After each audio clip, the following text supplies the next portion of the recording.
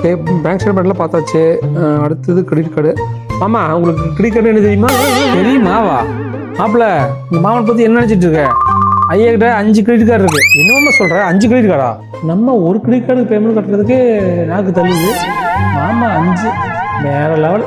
ஆமாம், கிரெடிட் கார்டில் என்னென்ன மாதிரி டிரான்சாக்ஷன்லாம் பண்ணுறீங்க? மாப்பிள்ள, மொத்தம் 5 கிரெடிட் கார்டு நம்மகிட்ட இருக்குது. எல்லாத்தையும் சேர்த்துனா 10 லட்ச ரூபா எனக்கு லிமிட்டு.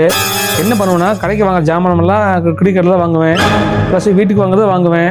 ப்ளஸ் எங்கேயா வெளியே போனால் டீசல் அடிப்பேன், பெட்ரோல் அடிப்பேன். இதெல்லாம் தான் பண்ணுறேன். எவன் மாப்பிள்ள 10 லட்ச ரூபா வட்டி எல்லாம் கொடுப்பேன்? ஆமாம் மாப்பிள்ள, உனக்கு எதுக்கு கிரெடிட் கார்டு செட்மெண்ட்டு? ஆமாம், நீங்கள் கிரெடிட் கார்டில் பர்சனலுக்கு எவ்வளோ பண்ணியிருக்கீங்க, பிஸ்னஸ்க்கு எவ்வளோ பண்ணியிருக்கீங்க, இது எல்லாமே பக்காவாக செக்யூர் பண்ணிவிட்டு அதுக்கு தகுந்த மாதிரி அக்கௌண்டிங் பண்ணணும். அதுக்காக தான் கேட்குறேன். அப்படியே மாப்பிள்ள, நான் எல்லா ஸ்டேட்மெண்ட்டும் வாங்கி கொடுத்துறேன். மாப்பிள்ள, உங்களோட கிரெடிட் கார்டு ஸ்டேட்மெண்ட் எடுத்து உங்கள் ஆடிட்டருக்கு ப்ராப்பராக கொடுத்துருங்க. எதுக்காகனா, கிரெடிட் கார்டில் வந்து நீங்கள் பர்சனலுக்காகவும் பண்ணியிருப்பீங்க, பிஸ்னஸ்க்காகவும் பண்ணியிருப்பீங்க.